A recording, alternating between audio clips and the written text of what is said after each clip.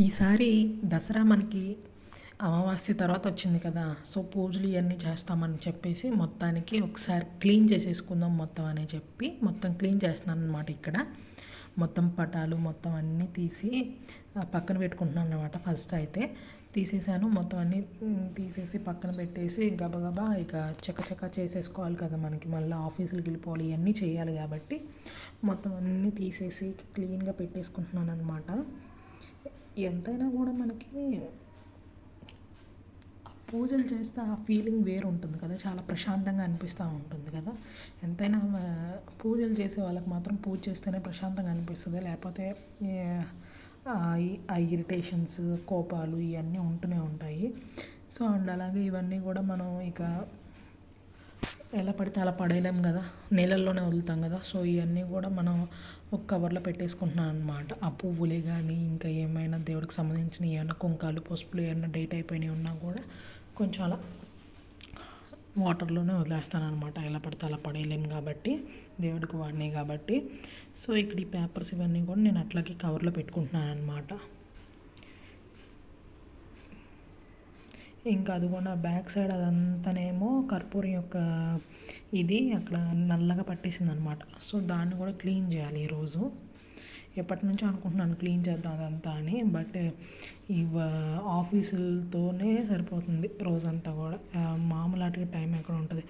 వండుకున్నామా, తిన్నామా, బెడ్రూమ్లు క్లీన్ చేసామా, పొయ్యి గట్ట క్లీన్ చేసామా, ముందు మెయిన్ అయ్యే. నిజంగా ఈరోజు ఇలా ఆ మెషిన్లు ఉన్న బట్టి సరిపోతుంది, కానీ లేకపోతే వర్క్ చేసే ఆడవాళ్ళకి పనులు ఎక్కడ అవుతాయండి? నాకు అర్థం కాదు. మామూలుగా పనులు చేసుకుని వర్క్కి వెళ్ళే ఆడవాళ్ళు గ్రేట్ అండి.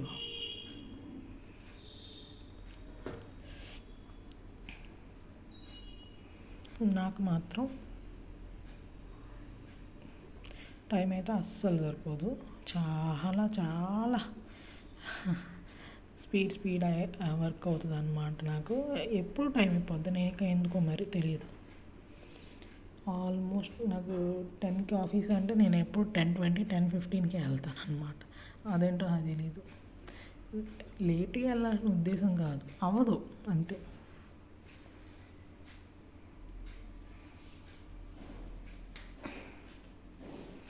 ఈ మొత్తం అంతా తీసేసి ఇదిగో ఇలా పెట్టేసుకుంటున్నాను అనమాట, మొత్తం అంతా ఒక కవర్లో.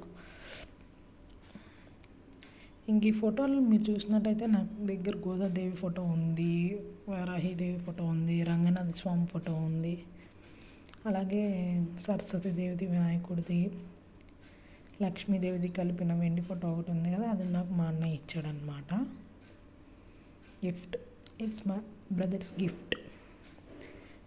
సో ఇవన్నీ కూడా తీసేసి ఇక కవర్లో పెట్టేసి మొత్తం అంతా తడి క్లాత్తో తుడిచేయాలన్నమాట. ఇక తుడుచుకుంటే మీకు బాగుంటుంది కదా, ఎంతైనా నీట్గా ఉంటుంది. నేను అదంతా తుడుస్తున్నా కదా, చూడండి అసలు అదంతా ఎంత నీట్గా క్లీన్ అయిపోయిందో నాకు తడి క్లాత్తో తుడిస్తే.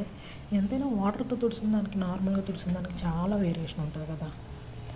నేను ఇక్కడ మీకు దగ్గరగా కూడా చూపిస్తాను తుడిచింది, ఒకసారి చూడండి ఎంత నీట్గా క్లీన్ అయిందో. మనకి క్లీన్ అవ్వదని అనుకుంటాం, కానీ టైల్స్ ఉంటే కనుక అదే బెనిఫిట్. చక్కగా ఎలాంటిదైనా కూడా క్లీన్ చేసేసుకోవచ్చు.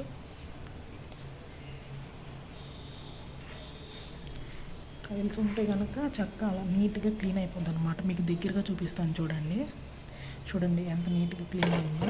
ఇప్పుడు ఇంకా దగ్గరికి తీసుకెళ్ళి మళ్ళీ జస్ట్ నేను వన్ టైమే కదా నేను క్లీన్ చేసింది, ఇప్పుడు దగ్గరగా చూపిస్తున్నాను చూడండి ఎంత నీట్గా క్లీన్ అవుతుందో కూడా. అది చూసారా ఎంత నీట్గా క్లీన్ అవుతుందో, మనకు ఆ మరకలు కూడా ఏం కనపడదు. సో టైల్స్ వేయించుకొని పూజ కంపల్సరీ.